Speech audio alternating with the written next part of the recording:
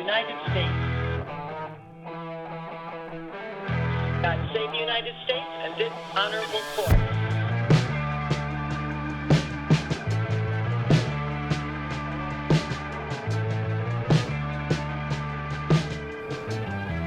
I'm Hans von Spakovsky, and this is Court is Adjourned. The title of our episode today is Using Boulders to Destroy Our Economy. I know that's a strange name, but you'll understand why I put that in just a second. We are going to talk about a really outrageous and dangerous court decision from the Colorado State Supreme Court that could have devastating effects on our economy. And it's no exaggeration to say that if this decision is not overturned, it could bankrupt large portions of our manufacturing, industrial, and energy sectors with a horrific drop in the quality of living of Americans. At the same time, it could make multi-millionaires out of tort lawyers all over the country, and frankly would be a prime example of greed and pseudoscience overcoming common sense and the rule of law. Despite the monumentally dire potential consequences of this decision, it has not gotten a lot of attention. Fortunately, towards the end of the Supreme Court's term, which ended in June and the justices left for the summer, the Supreme Court decided to take up the case in its next term, which will start in October of this year. The name of the case is Suncor Energy versus County Commissioners of Boulder County, and that's in fact why I put Boulder into the title. Here to talk about this is my colleague Marc Wheat, who is the General Counsel of Advancing American Freedom. Marc has filed so many amicus briefs in the Supreme Court and courts of appeal across the country that, Marc, I lost count trying to come up with the number. He's worked for both the State Department and the Securities and Exchange Commission. He was also a counsel over in the legislative branch for multiple committees in the U.S. Congress. He has a BA from the University of Illinois and a law degree from the Scalia School of Law. So Marc, welcome to the show. I know people are asking, well, what happened to my arm?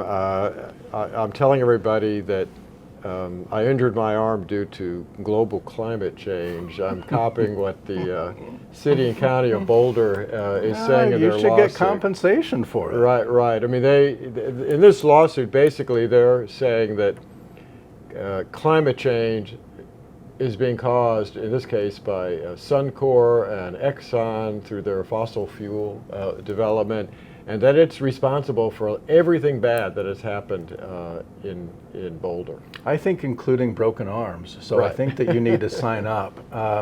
This is one of those nuisance lawsuits that seem ridiculous on its face, Right. but if it goes the wrong way, it can devastate the U.S. economy. So in our brief to the Supreme Court, when we asked that they grant cert on it, Right. we pointed out that this goes all the way back to the founding of America, where the Federalist Papers, which were used to advance the cause of the adoption of the Constitution, Madison writes that a danger with where we were under the Articles of Confederation was that states would beggar other states. Right. And so this is kind of the same thing that Madison saw as a problem post-independence, is that, here we are 250 years later, you have the most liberal county in America, if not, well, maybe Marin County in California might be more liberal, but they would be determining through regulation via litigation how Americans have access to cheap and abundant energy, and they would restrict it dramatically by suing energy producers. Suncor was the main plaintiff. They also sued Exxon. You can just put a giant kick me sign on all the other producers using petrochemicals, Right. petroleum-based Right, energy. and we should make clear, I mean, what's happening here is, I mean, there's a federal law, Clean Air Act, that governs the output of pollution in the air, and everybody, all big companies, refineries, manufacturing plants, power plants, et cetera, they all have to comply with that. But what happened in this case is Boulder's not suing under the federal law, they're suing under state tort law, saying that our ability to sue you under state tort law is not preempted by the federal law, right? That's the essence of their lawsuit. Yeah, and this was a problem that was foreseen by our founders in 1787, and so what they tried to write into the Constitution is what we call the Supremacy Clause. And Right. so when our elected officials speaking through Congress, signed by the president, when they speak in an area of national importance, national law, it will preempt these other state and local efforts. And so there's a balance where you have checks and balances not only within the federal government of all three branches, but you also have checks and balances between the states and the federal government. And where there might be overreaching by the states, like we have in this one county in the state of Colorado, they've overreached their bounds, and we think that the Supreme Court will hand them a loss. I can't predict if it will be over 6 votes, but it should be. I mean, this is such, I mean, outside of the federal preemption issue, this is such a stretch because Exxon, Suncor, I mean, they're just one of, hundreds of companies in our industrial sector, the energy sector, and yet Boulder is suing them, basically saying that what they do causes they switched to global climate change instead of global warming, and that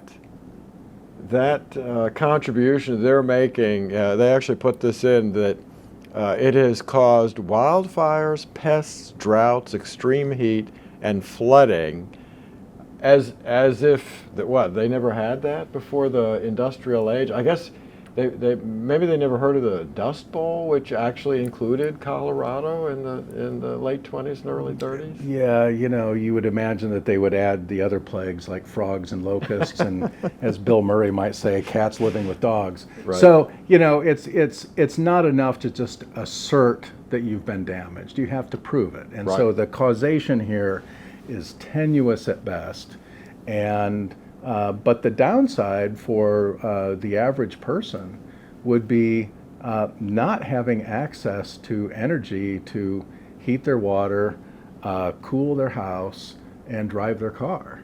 And just because one wealthy county in California or in Colorado thinks that they could get by with, a pre-industrial economy, Right.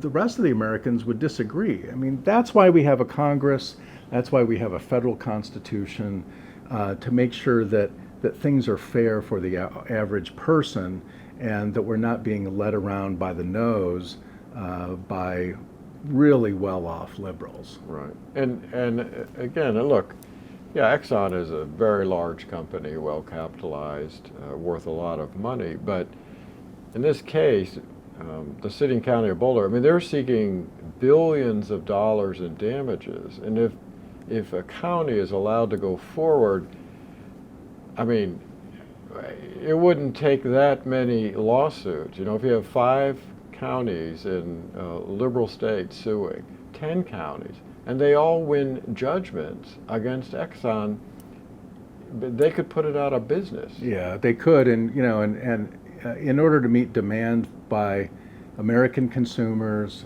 in order to meet demands by the shareholders of Exxon, which Right. probably include everybody watching this video, if they hold a broad-based exchange-traded fund for their retirement. Right. Exxon has exploration and production throughout the world Right. in really hard to reach areas, Right. and when investors put their money into developing strong and deep supplies and alternatives to those supplies, I mean, this was a great contribution by Julian Simon, where he predicted that raw materials would always decline in value relative to the services they provide. An example being copper cable was literally dug up and recycled and replaced with coaxial cable and fiber optics. So here you have something valuable like copper, and it's replaced by essentially sand, manufactured in a new way. Oil is a really valuable commodity, but until the next technology comes along, right? And in order to continue to invest in that innovation, you can't have some thoughtless litigation hanging over an entire industry where people are not sure they want to invest in an area looking for alternatives, looking for increased supplies. So the damage is already there. Even if they don't win, the fact that you have about 60 of these lawsuits overhanging one of the most important industries in America, it dampens the rate of innovation in that entire sector. Yeah, and we should point out that, Exxon, Suncor, they are big finders and producers of oil, but this lawsuit is, if it's successful, really will target all fossil fuels. So we're talking about oil, natural gas, coal, which I think the last time I looked produces something like over 80% of the energy in the United States. And it's that energy production that gives all of us such a high quality of living. Right. And people will say, yeah, but what about wind and solar and these new technologies? Like, yeah, they are contributing to the source of energy, particularly if it's, if you only look at electrical supplies, but they are not keeping up with demand.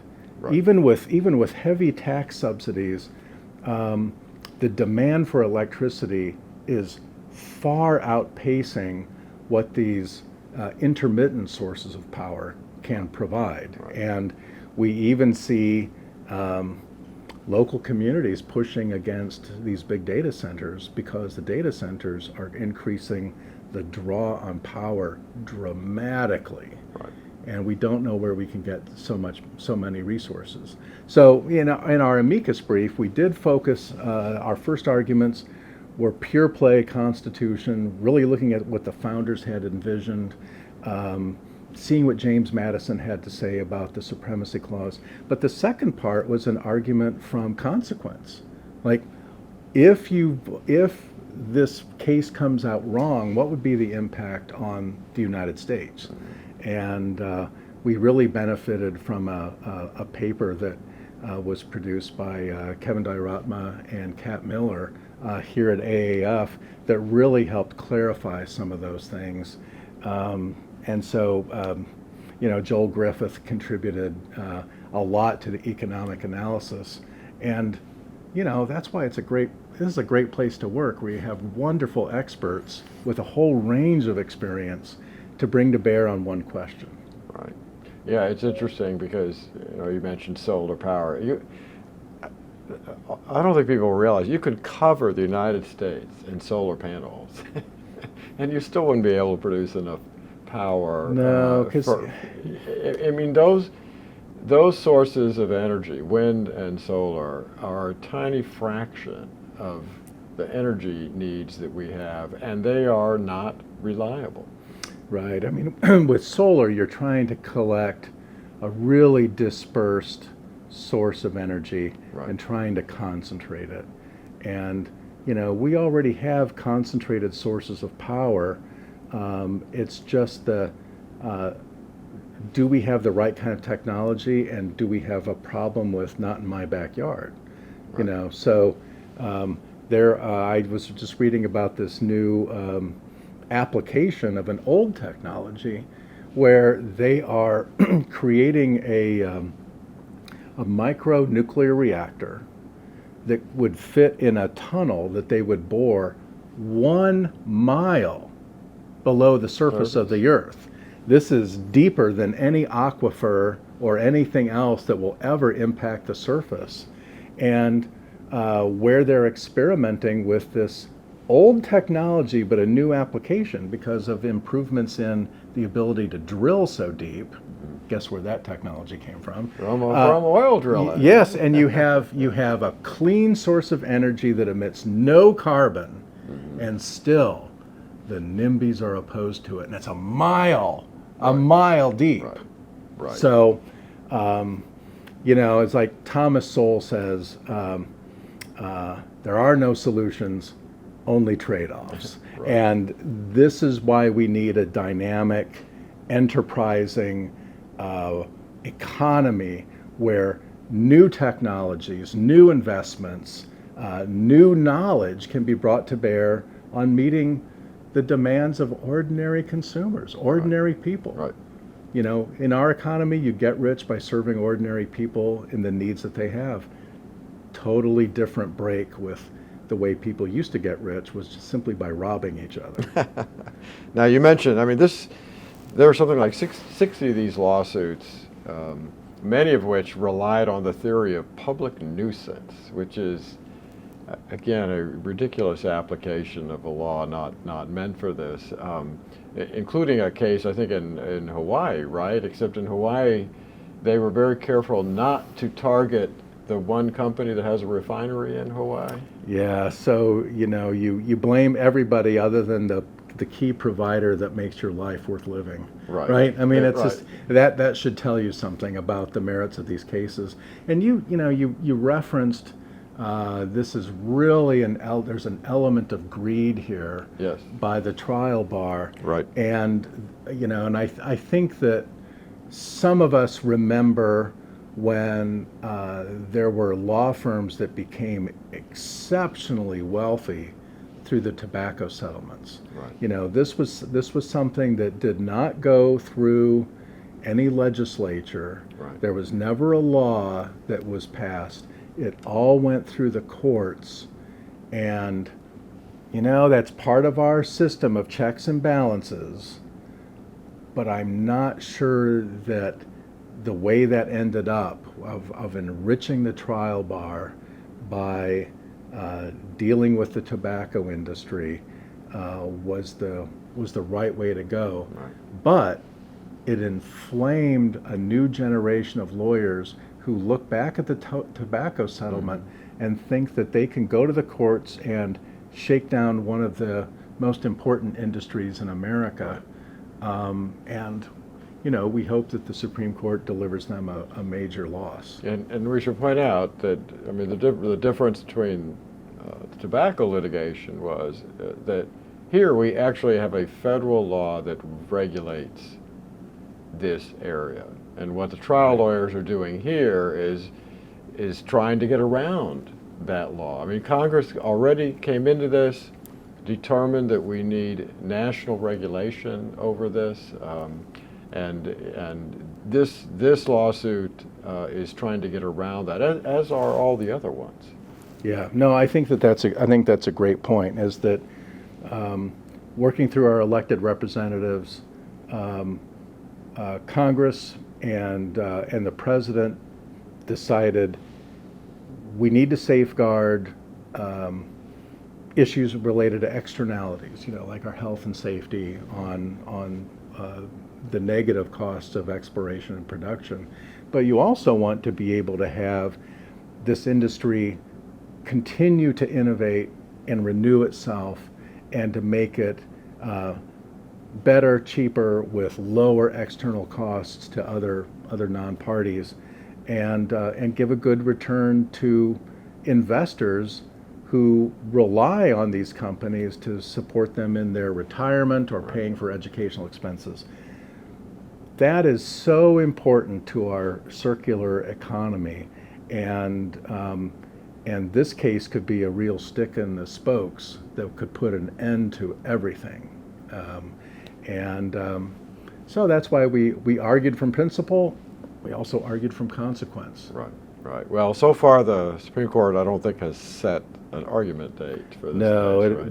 we believe it will be in the fall. We don't know yet. We were a really early filer of an amicus brief to help members of the press and the public to think through the issues in a way that's easier to understand than many of the legal briefs that are filed. Right, and just so that folks who are not lawyers understand this, I mean, they may know what an amicus brief is, a front of the court brief, but what they may not realize is that, once a case is before the Supreme Court, people will file amicus briefs in which they try to convince the court to rule a particular way, but amicus briefs are also filed before the case ever gets to the court, and that's what you were doing, right? Yeah. This is the amicus brief that you filed, and a number of other people, was to convince the court to even take up the case, right? Right. So, the Supreme Court takes up a vanishingly small percentage of cases that are looked at by district courts or state courts. Vanishingly small. I mean, it's only, 80, 85 a year? Yeah. I mean, compared to thousands of cases, right? So it's a vanishingly small number. We have been pretty successful at identifying really important cases and petitioning the court to take these cases up. And that's called, being granted cert. Right. And someone estimated that we were the fourth most successful institution asking that the courts take these things up. The number third, right before the one we were right behind, U.S. Chamber of Commerce. Oh, really? So we're delighted by the company. So that was really great. That's a pretty good record. But given the fact that, particularly the U.S. Chamber of Commerce they're like a Goliath in this area. They have a few more lawyers. They have a few more lawyers than you do. Yeah. The court has taken up other cases also. I mean, given what they've accepted so far with a new term that will start in October, in terms of consequences to the U.S. economy, do you think this is the most important case they've taken so far? There are very important cases relating to how our elections are run, what the role of parents are, and do they have more rights than a school over a child? Right. There are some really important things that cut to the core of our culture that precede the Constitution of the United States. But this case, I think it would be the most consequential if it went wrong. If it went wrong, right. Right? If it goes right, then we know that the Constitution is supreme and that we can't be tortured by some county for their idiosyncratic reasons. And that would be no surprise. If we lost this case, it would be devastating to our economy, our liberties, and our ability to project power to the rest of the world. Yeah, I mean, last time I looked, I know there are something like 3,400 counties in the United States, and if the U.S. Supreme Court doesn't overturn the Colorado State Supreme Court, I mean, we could see hundreds of counties and even cities filing these kind of lawsuits against every energy company, every manufacturing company. I mean, it's just and if they see the huge payouts for this, right. you could just simply go through any industrial classification code Yeah. and just imagine suing somebody over food in cans or insecticides, pesticides, rodenticides, right? I mean, you just go down the industrial classification code, and there could be a county that sees their way to wealth and ability to cut taxes for their own residents. It's ridiculous. Right. Well, Mark, thanks so much for coming in to talk about it. This is a case we're going to have to keep an eye on. Maybe once we get closer to it, perhaps the press will pay more attention to it. We'll just have to see. Now, as you know, I try to have a classic movie review that's related to the topic or my guest, and since we're talking about a lawsuit against energy production companies, particularly oil and gas, the perfect movie was the 1953 classic called Thunder Bay, starring Jimmy Stewart, Gilbert Rowland, and Dan Duryea. Stewart and Duryea play two penniless engineers who were in the military together during World War II, who borrowed the money to design and build one of the first oil platforms in the Gulf of Mexico, the Gulf of the United States. Yeah, it keeps changing. I can't keep track of it. They are opposed by local fishermen who mistakenly believe it will ruin the fishing industry, and obviously we know that has not happened for anyone who likes to eat shrimp and oysters coming out of the Gulf of Mexico. This is really an interesting movie. It's the kind that liberal progressive Hollywood won't produce today. Why? Because it's about the type of American know-how, entrepreneurship, and dogged persistence that has made us and our country, especially our economy, an industrial powerhouse and the envy of the world. And by the way, Jimmy Stewart did something else that none of the liberal actors and actresses in Hollywood would do today. He went into the Army Air Corps during World War II, and when the Army wanted to put him into making propaganda movies, he said he would resign unless they allowed him in combat. He became a command pilot, a squadron leader, and flew many extremely dangerous missions over Europe, and in fact earned 2 distinguished flying crosses for his bravery. Too bad we don't have anyone like that in the film industry today. So listen to us on Spotify and on YouTube, and this is Hans von Spakovsky. Court is adjourned.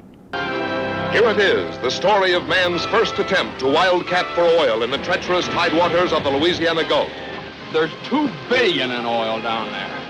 Starring James Stewart, who fought for the billion-dollar dream in his heart. The Bayou woman in his blood. Joanne Drew, who knew more about men than any woman has a right to know.